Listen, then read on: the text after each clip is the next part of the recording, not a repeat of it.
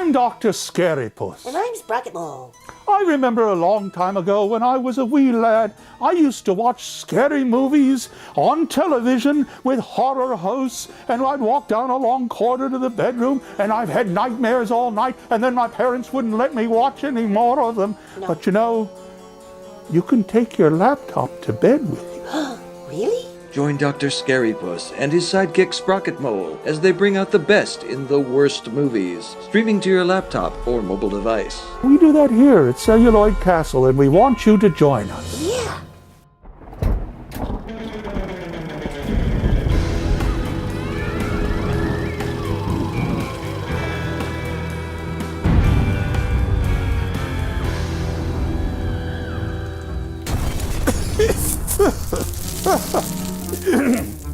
Good evening. Well, actually, it might not be evening, but we can pretend that it is. I'm Dr. Scarypuss, and I was a famous magician in the 16th century. You don't believe me? Ha. Actually, I don't do that much magic anymore. I'm now curator of Celluloid Castle. It's home to the most horrifying, the most skin-crawling, the most terrifying low-budget film projects ever amassed together. And I'd like to introduce you to my feathered... Oh, there you are. Ladies and gentlemen, I'd like to introduce my partner in crime, Sprocketmole. Say hello to the folks, Sprocketmole. What's the matter with you people playing with your laptops while you should be outside annoying your neighbors or looking for a parking space or something? Mind your manners, bird. Otherwise, we'll have to play Old King Cole. Oh, no, not that. I don't want to be a pie. I don't want to be a pie. What's our show on this joyous occasion, oh Master of the Black Arts? Actually, we have a cinematic classic from the early 1950s. It's called Killers from Space. If you believe that, I'm Dakota Fanning. Shut your beak, bird. This film has the stamp of one of the greatest names in cinematic history. Not Hitchcock, not Ford, but Wilder. This film was directed by Billy Wilder? Actually, his brother, Lee Wilder, and his son, Miles Wilder, wrote the screenplay. Was it in crayon? Possibly. It was released in 1954, and it stars Peter Graves, who fortunately held out for better properties later on. Like the one with the giant grasshoppers, right? Yeah, now, don't be alarmed at the beginning of the film. We haven't cut anything. We don't do that at Celluloid Castle. No, we're too lazy for that. Yes, you see, the beginning credits on this particular film are shown at the end of the film. Who knows? We'll be back later to talk more about this film, but right now, without further delay, though it's short on quality, it's long on paranoia. Killers from Space.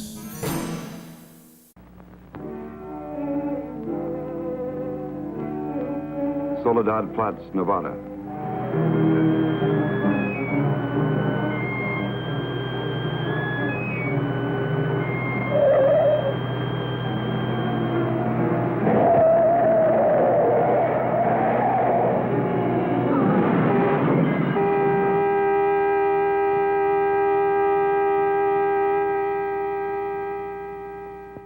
And now for my favorite part of the show, where we actually discuss something connected with the movie.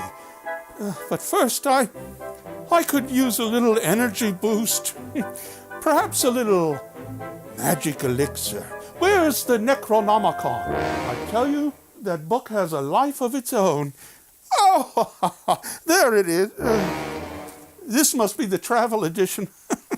Oh, yes, the Necronomicon.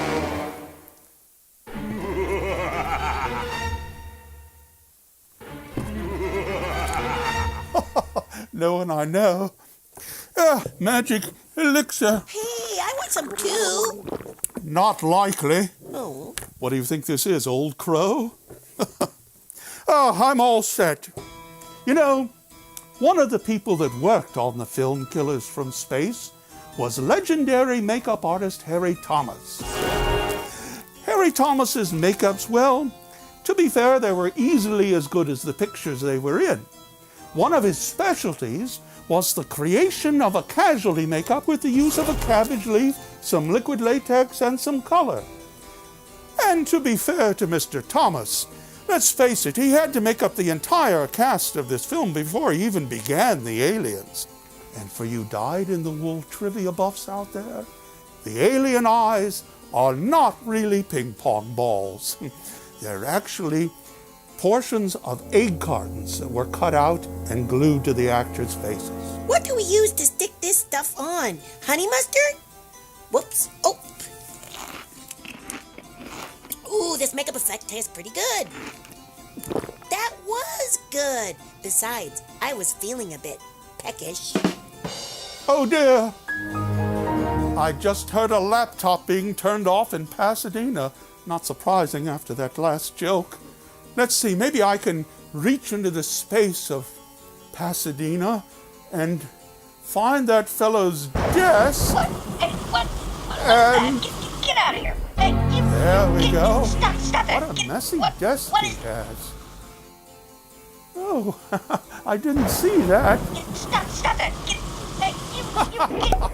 Oh, these old pin-up magazines are collector's items now. A lot of fun. I think I remember her. Anyway, now it's time to get back to Killers from Space. They're here. They're gonna... They're here. They're going to destroy us. He's coming out of it. I've got to figure something out before he gets here. Need a pencil, some paper, and a slide rule. I'll see that you get it. Step right up, folks. It's a one-time offer, the actual tire iron used in the surgery scene of Killers from Space. Touched by the hands of actual aliens. Only $1,200. I think you'd better save that for the Antique Roadshow from Roswell. Now, you hold on just a moment, Sprocket Mole, because I've got to discuss the slide rule. You see, one of our characters in the film today actually uses a slide rule, and not everyone out there may know what they are. They are a computer on a stick, for lack of a better term. By moving these different parts, you could actually... You will give could Sprocket actually- Mole some you- magic elixir. You will give Sprocket Mole some magic elixir. I will... You will give Sprocket Mole some magic elixir. Wait a minute. Sprocket Mole, What? you put down that book of spells at once. Now we've got those alien eyes staring at us. Uh-oh. I don't know what we're going to do about that. Go to page 19 and read the diminishing spells. Klaatu Barada Noxzema. No. Uh-oh. Not page Oops. 19. Page 19. Now we've got them everywhere. Oh, this is going to be difficult to get rid of. I'll have to think of something. In the meantime, let's get back to Killers from Space. Oh, can I have Dr. Kruger, please? I've got it. All-seeing eyes that rove like bats. Let me give you something better to look at. There we go. Oh, that's much better. Hell, as you can see by the end of the film, Peter Graves wasn't crazy after all. A model of shining sanity running through the desert in his pajamas, worried about aliens from outer space, releasing giant lizards and spiders from under the earth. You look a little different to me. Did Harry Thomas do your You makeup? know, these are hard to see through, and I don't know what kept them from falling off. Yes, and you know, one of my favorite things in this film was the stock footage animated saucers. No, we've got the eyes back. Yeah, the eyes have it. Oh, Oops. I'm so sick of them and the jokes that go with them. Wait a minute, let me think. Yes. Oh, that's much better. This is fun. Well, while we're busy at this, be sure to join us next time. We have a really good film called Horror Express. You got to get him on the cornea just a little bit. There we go.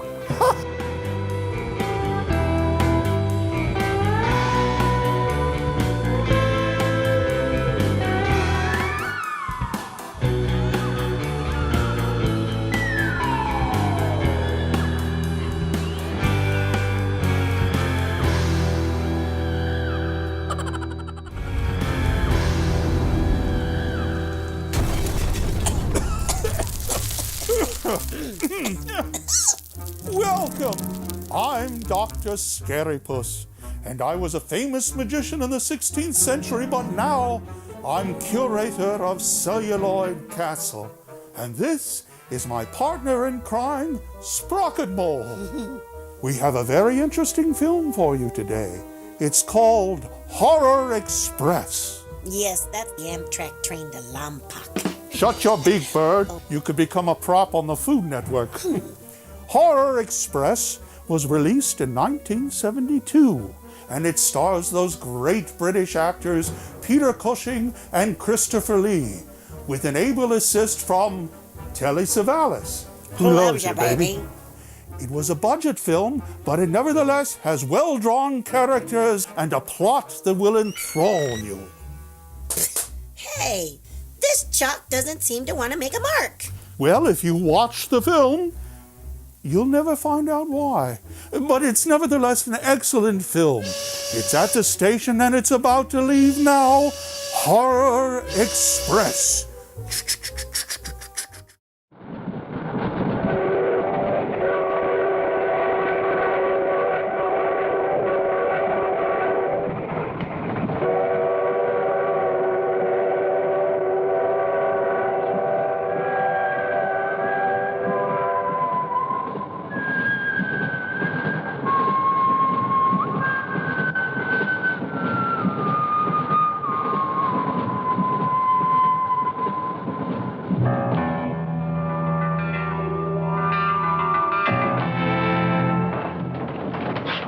The fresh food we will pick up. Who will pay for it, sir? Oh, just give me an account of how much you spent. And now for my favorite part of the program, where we actually discuss something seriously that's connected with the film. If you're gonna play Robert Osborne, you've got to get a horrible tie. Oh, no, I don't think so.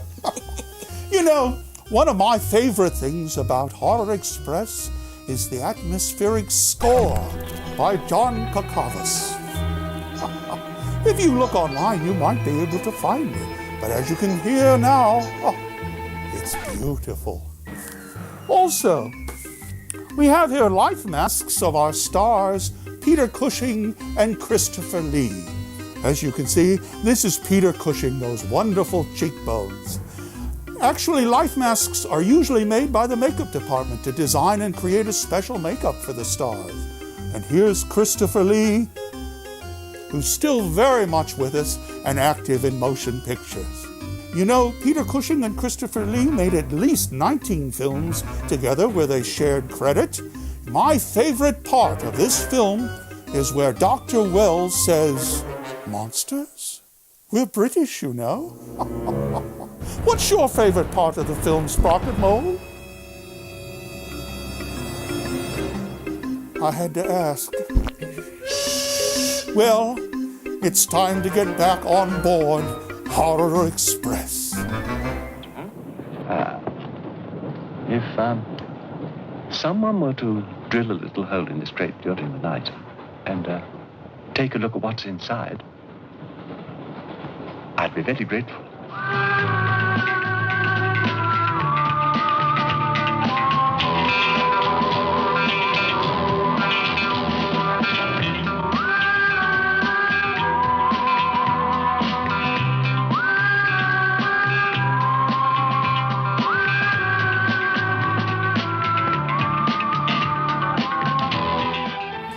I I think that was a neat film myself. Sometimes on this program, Sprocket Mole likes to show how certain effect sequences were achieved in the films that we watch.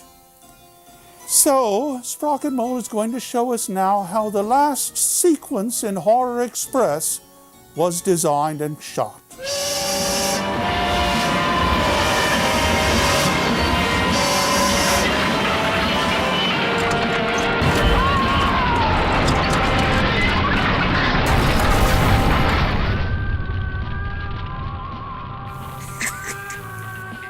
Very convincing.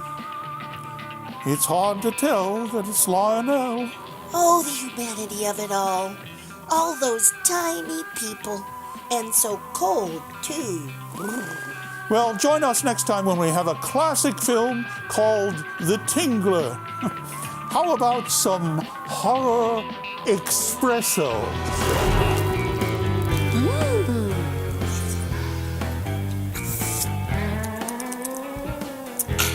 Delicious.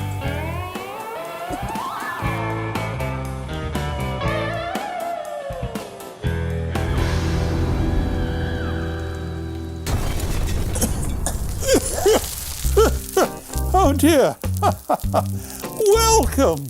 I'm Dr. Scarypuss. I was a famous magician in the 16th century, but now I'm curator of Celluloid Castle, and this is my partner in crime, Sprocket Mole.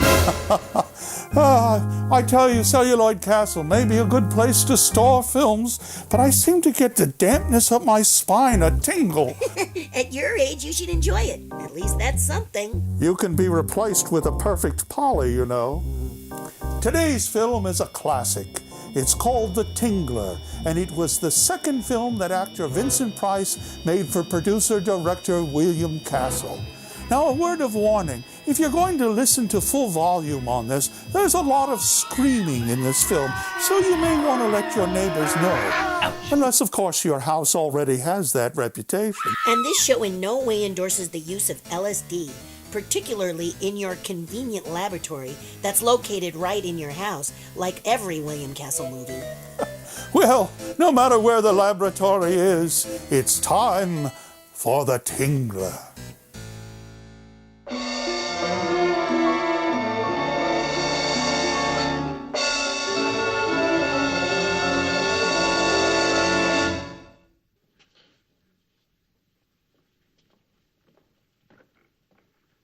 I am William Castle, the director of the motion picture you're about to see. Scream.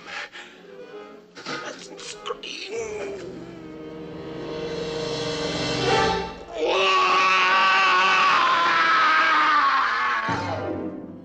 The Tingler was made famous by a promotional gimmick dreamed up by its producer, William Castle. When it was shown in the theater, selected theater seats were wired with a harmless bit of electricity, so that when Vincent Price, in the theater scene that's showing in the movie theater, says, "Ladies and gentlemen, there's a tingler loose in the audience," they got a small electric shock. I'm not depressed anymore. Well, it might be a good chance for you at home to check your chair and make sure that no one's wired it. Yeah, and don't soak your feet at the same time. And if you can, when you take a bath, take it in black and white. Oh, it's time to tinglerize.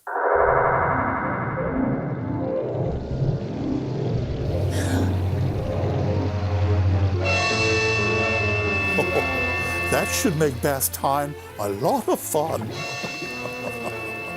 It's time now to get back to The Tingler. I broke down and screamed, didn't I? I couldn't help it, Dave. Things were pretty foggy, but I remember thinking that I mustn't scream.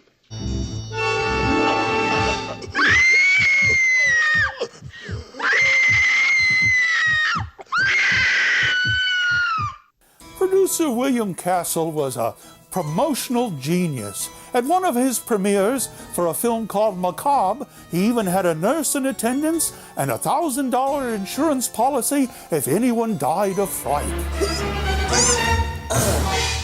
You owe me $1,000. Oh, Hey, wait a minute. I feel something on my spine.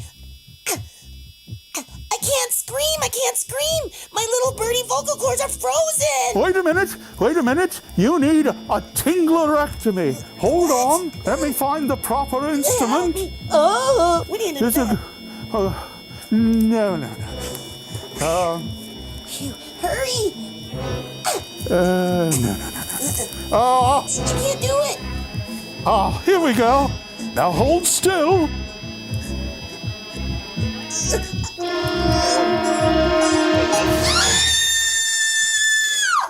There it is. Woo, gee, thanks, Doc.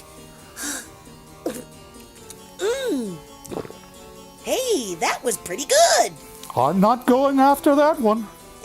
Let's get back to Vincent Price and see how he's dealing with his terrible discovery of the Tingler.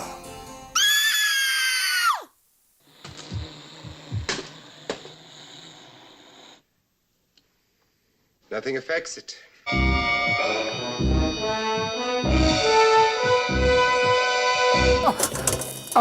Somehow the Tingler came off of the emulsion of the film. Yeah, we know we can't destroy them, so I've got to get it back where it belongs.